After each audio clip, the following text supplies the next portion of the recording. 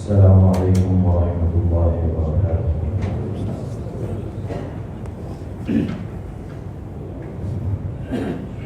الحمد لله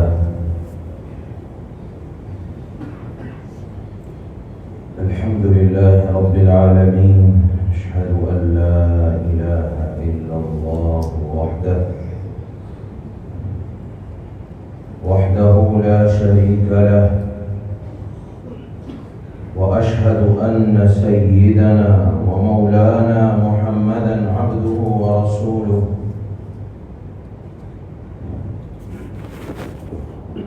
أما بعد فأعوذ بالله من الشيطان الرجيم.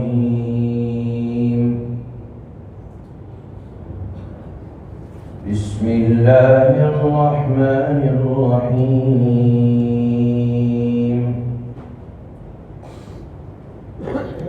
وإذا سألك عبادي عني فإني قريب أجيب دعوة الداع إذا دعاني فليستجيبوا لي وليؤمنوا بي لعلهم يرشدون.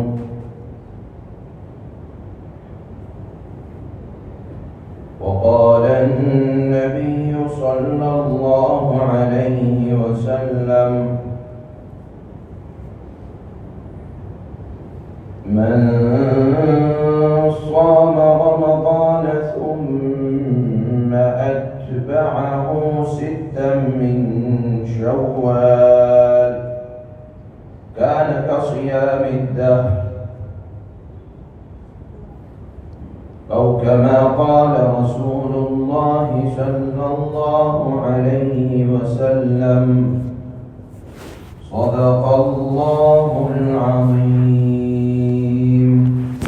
وصدق رسوله النبي الكريم، ونحن على ذلك لمن الشاهدين والشاكرين، والحمد لله رب العالمين.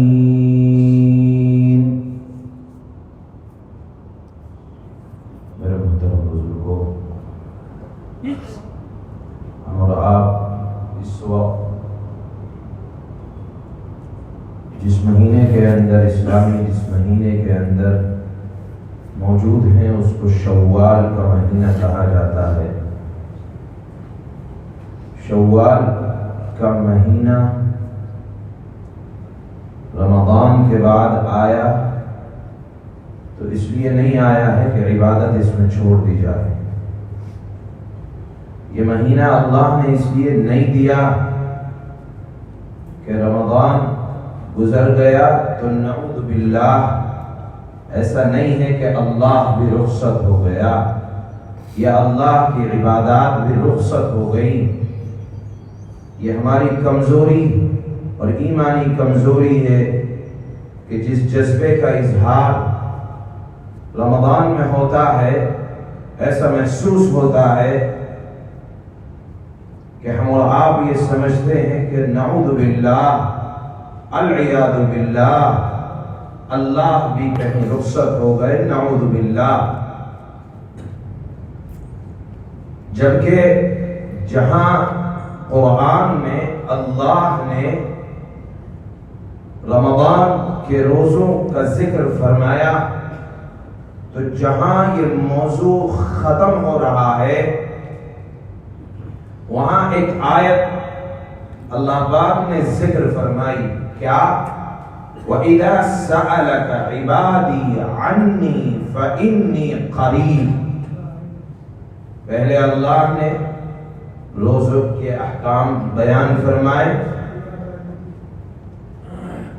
روزے کے احکام بیان فرمانے کے بعد اللہ نے اعتکاف کے مسائل بیان فرمائے، روزے کا مقصد جو تقوی ہے اس کو اللہ نے بیان فرمایا، اور جہاں اختتام رمضان کی بات آئی، مضمون کو اللہ نے ختم فرمایا تو اس آیت پر فرمایا وَإِذَا سَأَلَكَ عِبَادِي عَنِّي فَإِنِّي قَرِيب۔ اے میرے بندے دیکھ رمضان رخصت ہو گیا تو یہ مت سمجھنا کہ اب دعائیں قبول نہیں ہوں گی، یہ مت سمجھنا کہ اب عبادتوں کا معاملہ ختم۔ فَإِنِّي قَرِيب، اللہ فرماتا ہے میں قریب ہوں، اجیب دعوت الداعی اذا دعانی فلیستجیبوا لی، کہ جب بھی تو ہاتھ اٹھائے گا تو اللہ کو اپنے سے قریب پائے گا۔ شرط کیا ہے؟ فَلْيُؤْمِنُوا بِي، میرے اوپر ایمان رکھنا چاہیے۔ ایسا نہیں کہ رمضان میں ایمان مضبوط،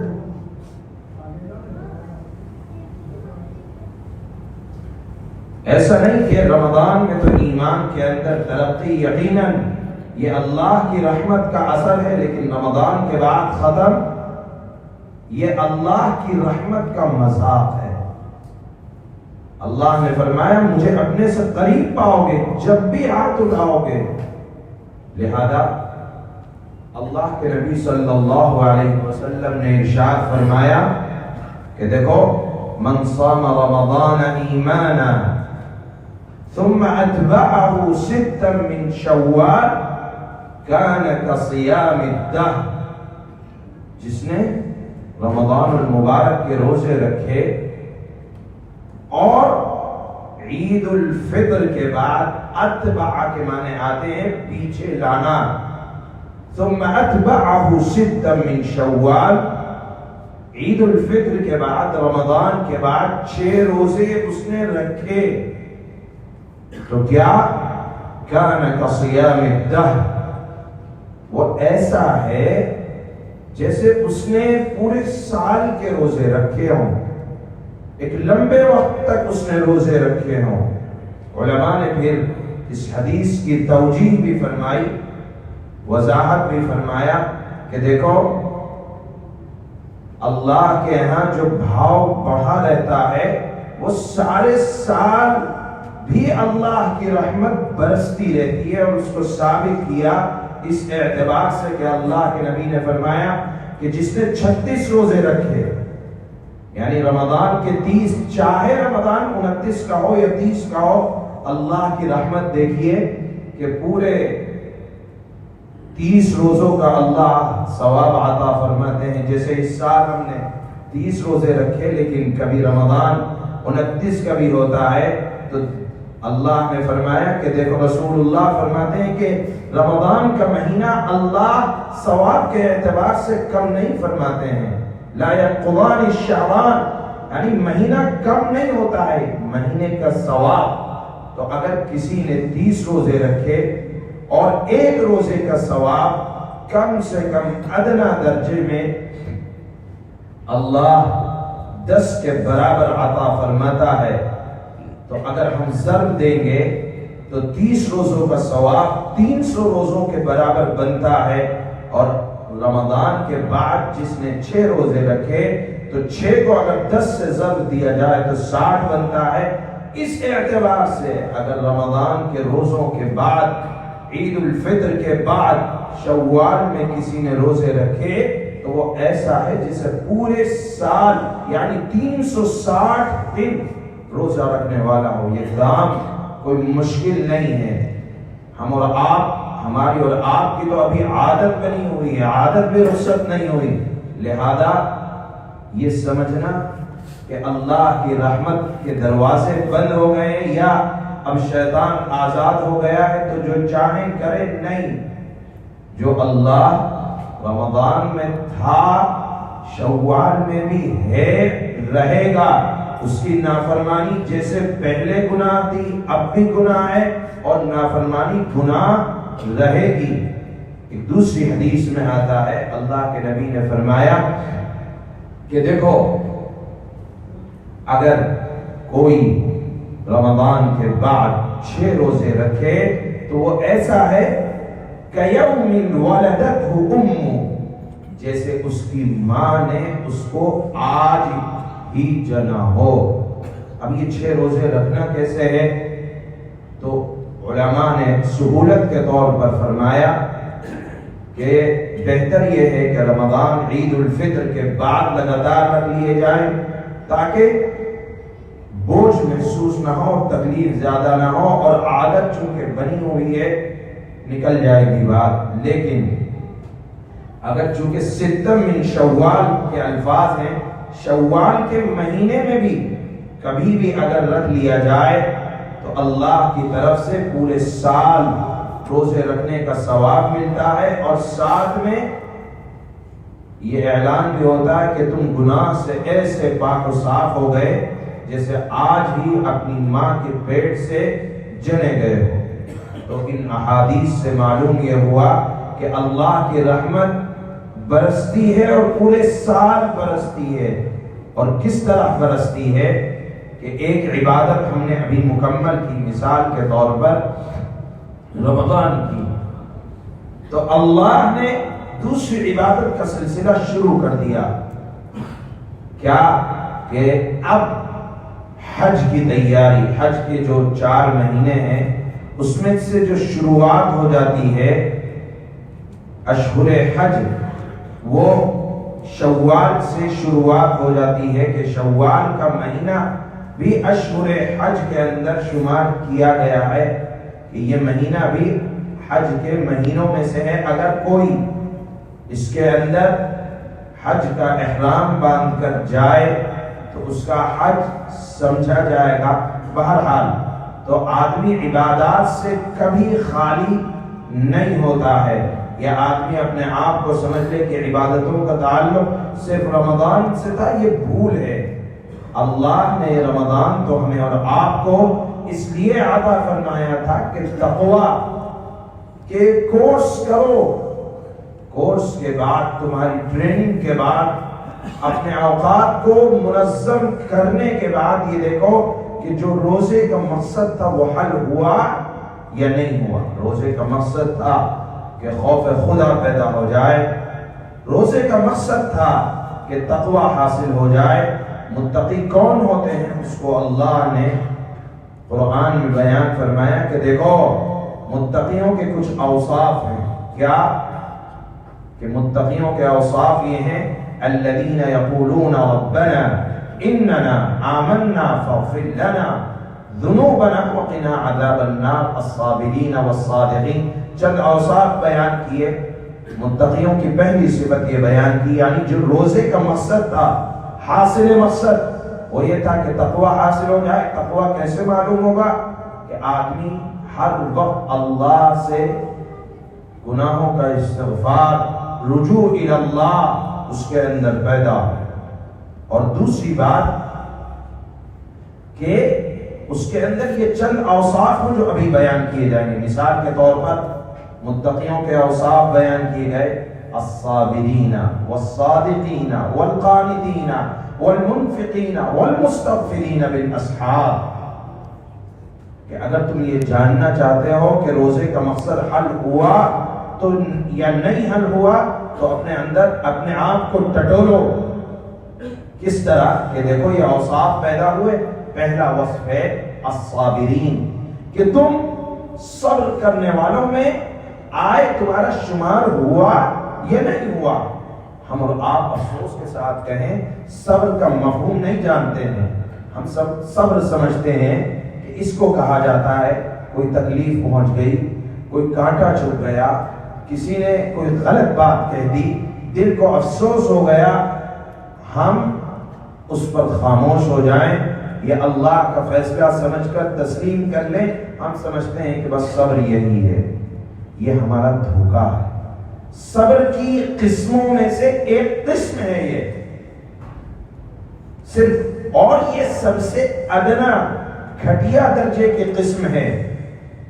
صبر کی 3 قسمیں، صبر علی الطاعہ پہلی قسم، دوسری قسم صبر علی المعصیہ، تیسری قسم الصبر علی البلایا۔ میں آپ کو ان تمام الفاظ کو سمجھاؤں گا۔ صبر علی الطاعہ کا مطلب یہ ہے کہ اطاعت پر صبر۔ کیا مطلب؟ کہ جس طرح ہم نے رمضان میں قرآن کا اہتمام کیا، تکبیر اولا کا اہتمام کیا،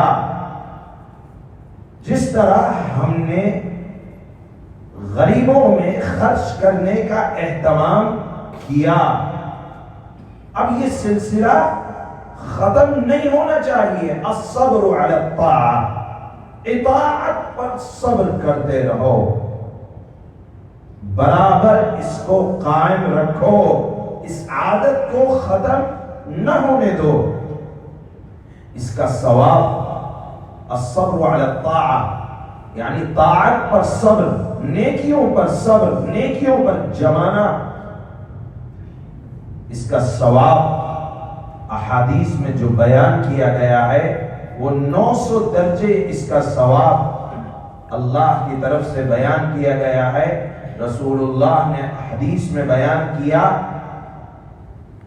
اسی طرح دوسرے نمبر کا صبر کی دوسری قسم ہے الصبر علی المعصیہ، کہ ہم اور آپ رمضان میں اس نگاہ کا خیال رکھتے تھے کہ روزہ رکھ رکھا ہے، ہم اس نگاہ کا خیال کر کے گناہ کے مقامات پر نہیں ڈالیں گے، اور کسی نہ کسی درجے میں یہ تقوی یا یہ کیفیت ہر مسلمان کو حاصل ہو ہی جاتی ہے۔ آدمی سمجھتا ہے روزہ رکھ کر میں یہ گناہ کروں، بھوکا پیاسا رہ کر میں یہ گناہ کروں، کیوں روزے کو اپنا خراب کروں؟ تو آدمی یہ چاہتا ہے کہ میں گناہوں سے بچتا رہوں۔ تو یہ الصبر علی المعصیہ، یعنی اپنے آپ کو گناہوں سے بچانا، ہمیں رمضان میں اللہ کی طرف سے بھی مدد ملتی رہی، ہم بچتے رہے۔ اب یہ نہیں ہونا چاہیے کہ رمضان رخصت ہوا اور گناہوں کے دروازوں کو اگر کھل نہیں رہا ہے تو کھٹکھٹا کر کھول لے۔ جس طرح ہم نے گناہوں کے دروازے رمضان میں بند کیے تھے وہ سارے سال بند رہنے چاہیے۔ یہ تو ایک کورس تھا۔ اس کا ثواب حدیث میں، یعنی الصبر علی المعصیہ، معصیت پر صبر، معصیت سے بچنا، اس کا ثواب حدیث میں 600 درجے بیان کیا گیا ہے۔ اسی طرح تیسری قسم اور سب سے ادنا کمزور درجے کا صبر یہ ہے کہ آپ کو کوئی تکلیف پہنچی، آپ کے یہاں کسی کا انتقال ہوا اور آپ نے اس کو اللہ کا حکم سمجھ کر مانا، تو اس کو کہا جاتا ہے الصبر علی البلایا، مصیبتوں پر صبر۔ یہ صبر کی سب سے نچلی سطح ہے، اور اس کا ثواب حدیث میں 300 درجہ بیان کیا گیا ہے۔ بہرحال میں یہ سمجھا رہا تھا کہ متقیوں کی جو پہلی صفت ہے صابرین، اللہ نے رمضان دیا تقوی کے حصول کے لیے، اللہ نے رمضان دیا کہ میرے قریب بنو، اور میرے مقربین اللہ نے فرمایا ان کی صفات یہ ہیں الصابرین، کہ وہ صبر کرنے والے ہوتے ہیں۔ اس صبر کے اندر صبر کی تینوں قسمیں شامل ہیں کہ آپ کا دل چاہے نہ چاہے۔ رمضان میں بھی تو آپ نے اپنے آپ کو فجر کا پابند بنایا تھا، کیا وجہ ہے کہ مسجد مرثیہ خواہ ہیں کہ نمازی نہ رہے؟ 200-300 جس مسجدوں میں اگر ذرا دیر ہو جائے تو دروازے بند ہو جایا کرتے تھے، کیا اللہ کی رحمت رخصت ہو گئی؟ اگر یہ سمجھ رہے ہیں تو یاد رکھیے مسلمان پٹ رہا ہے، پٹتا رہے گا، چونکہ ہم اللہ کی رحمت کا مذاق اڑا رہے ہیں۔ یہ بات بڑے درد کے ساتھ کہی جا رہی ہے۔ اسی طرح اگر اللہ نے رمضان میں غریبوں کا سے اللہ نے کام لیا ہے تو یہ کام سارے سال چلتے رہنا چاہیے۔ کیوں؟ کیونکہ اللہ نے فرمایا تقوی کا مطلب یہ ہے جو اوصاف بیان کیے گئے کہ والمنفقین، کہ وہ اللہ کی راہ میں برابر خرچ کرنے والے ہوتے ہیں۔ ہمارے یہاں دیکھا گیا ہے کہ صرف رمضان میں خرچ کیا جاتا ہے، کیوں؟ کیا غریبوں کی ضرورتیں صرف رمضان ہی میں ہیں؟ اور اگر کوئی سارے سال فاقوں کی نوبت کہیں آ رہی اور آپ کہیں کہ نہیں میں تو رمضان میں خرچ کروں گا، یا میرا معمول تو رمضان میں خرچ کرنے کا ہے، تقاضا ابھی ہے، کسی کو ایک گھونٹ دے کر اس کی جان ابھی بچائی جا سکتی ہے، آپ کہیں نہیں میں تو تھوڑی دیر، جب جان نکل جائے گی تو اگر آپ اس وقت مدد کریں تو آپ کی مدد کس کام کی؟ لہذا یہ جو اوصاف پیدا ہوئے اس کے اندر کمی اور کمزوری لانے کی ضرورت نہیں ہے، آپ کو بھی کچھ نہ کچھ کرنا پڑے گا، قدم آپ کو اٹھانا پڑے گا، اور پھر اللہ کی رحمت آئے گی۔ یہ بات یعنی بغیر کیے تو کسی کو کچھ نہیں ملتا، آپ کا اپنا فعل ہو تو اللہ کی رحمت آیا کرتی ہے۔ اس بات کو بھی ہم ایک دلیل سے ثابت کر سکتے ہیں کہ دیکھیے ایک صحابی تھے، وہ صفہ چبوترے پہ رہا کرتے تھے۔ صفہ چبوترے پہ عام طور پر وہ صحابہ رہتے تھے جن کا کوئی گھر نہیں، در نہیں، جن کا کوئی ٹھکانہ نہیں، مسلمان ہو رہے ہیں، اللہ کے نبی کے دسترخوان پر موجود ہیں، کہیں سے کچھ آ گیا کھا لیا، نہیں آیا تو فاقوں پر زندگی چل رہی ہے۔ حضرت ابو ہریرہ خود فرماتے ہیں کہ میرے پاس سے گزرنے والے کبھی یہ سمجھتے تھے کہ ابو ہریرہ کو مرگی کا دورہ پڑ گیا ہے، مجھے جوتے سنایا کرتے تھے کہ ہوش میں آ جائے، حالانکہ بات یہ تھی کہ میرے اوپر فاقوں کی نوبت کی وجہ سے بے ہوشی طاری رہتی تھی۔ یہ عالم تھا ان کا، یہ صفات تھی صفہ چبوترے کے صحابہ کی۔ انہی میں سے ایک صحابی ہیں، انہوں نے کہا کہ اللہ کے نبی میں آپ کے ساتھ رات گزارنا چاہتا ہوں۔ کہا ٹھیک ہے رات گزار لو۔ کہا کیوں؟ کہا رات کے معمول آپ کے دیکھنے چاہتا ہوں، جانچنا چاہتا ہوں، اور تاکہ میں ان کو اپنے اعمال کی زینت بناؤں۔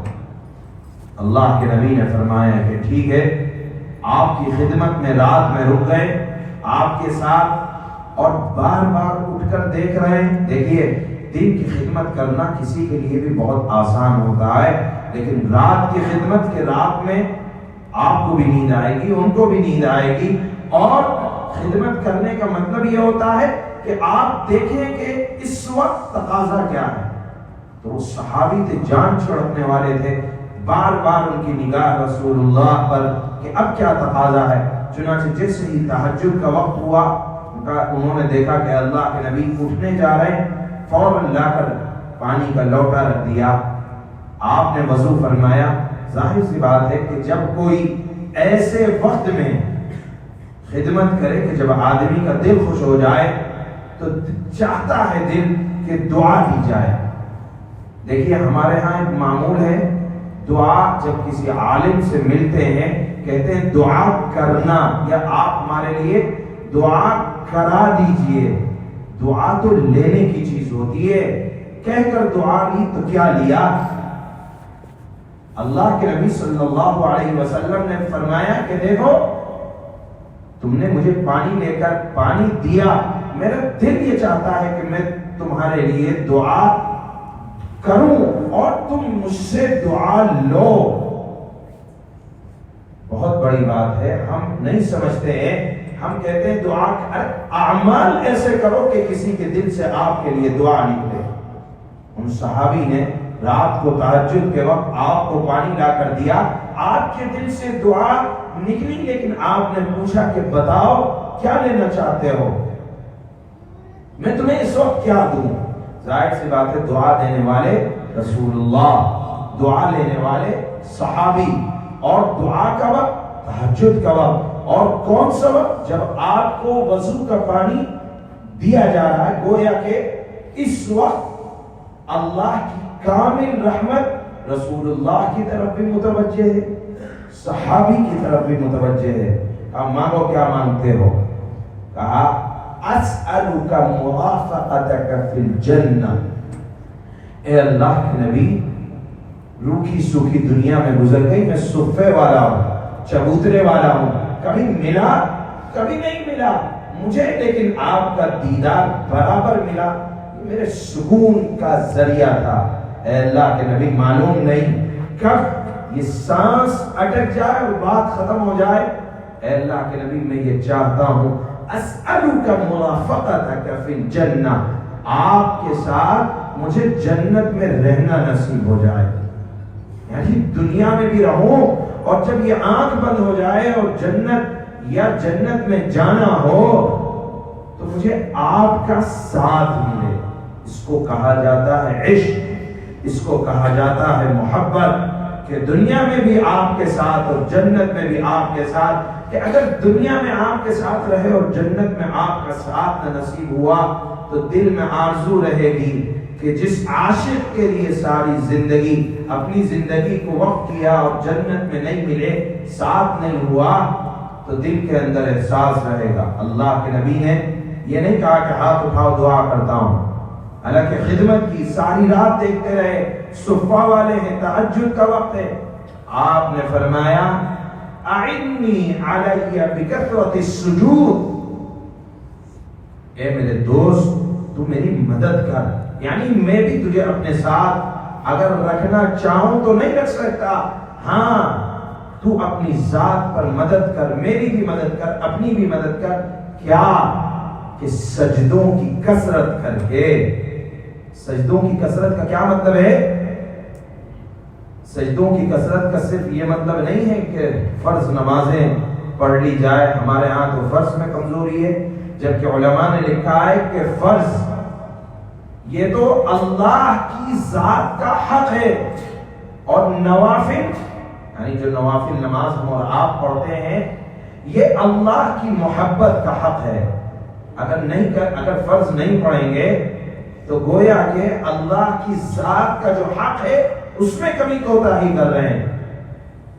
تو اللہ کے نبی نے فرمایا کہ میری مدد کرو، یعنی اگر چاہتے ہو جنت میں میرا قرب ملے، چاہتے ہو کہ دنیا میں جس طرح میں تمہیں دیکھتا رہا تم مجھے دیکھتے رہے، اور چاہتے ہو کہ یہی سلسلہ جنت میں رہے، تو میری مدد کرنا کس طرح کہ نوافل سجدوں کی کثرت کرنا۔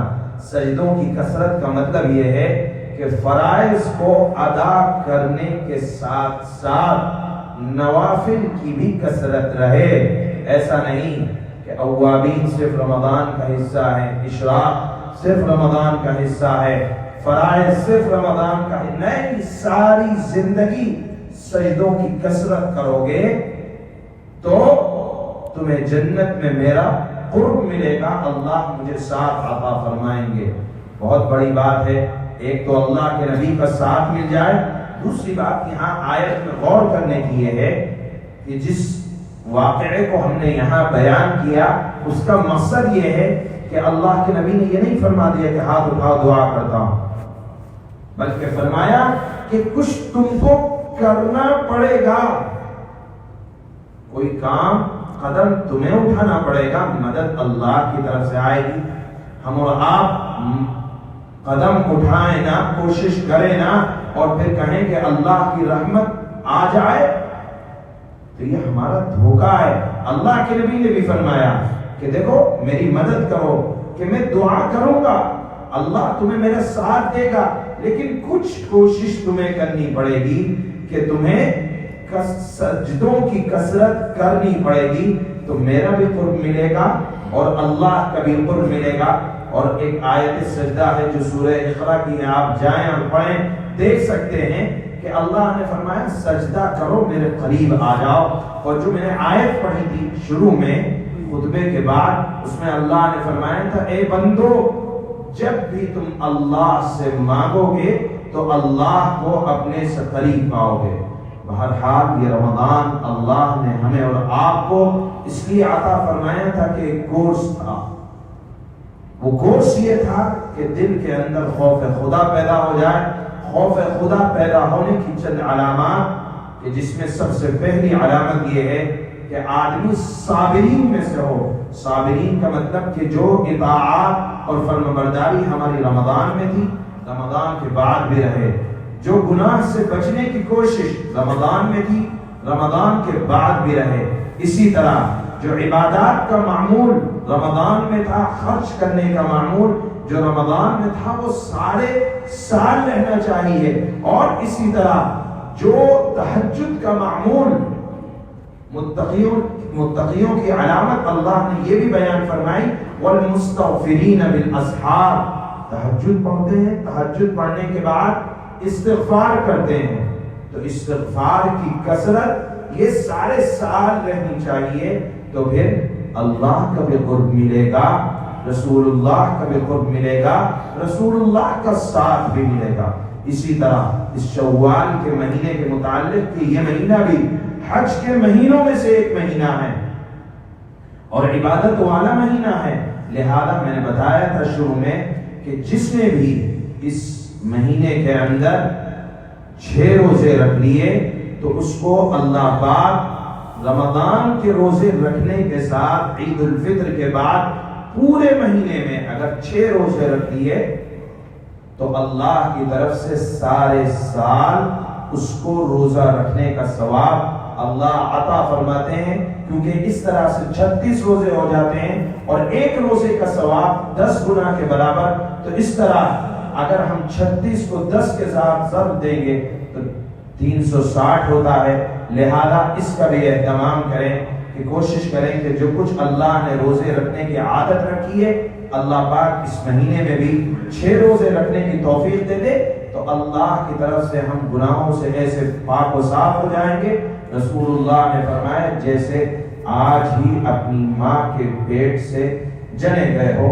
اللہ پاک ہم سب کو اطاعت کرنے کی توفیق عطا فرمائے اور نیکیوں پر جما دے، اور جس طرح برائیوں سے ہم رمضان میں بچے اللہ پاک سارے سال بچنے کی توفیق عطا فرمائے. وآخر دعوانا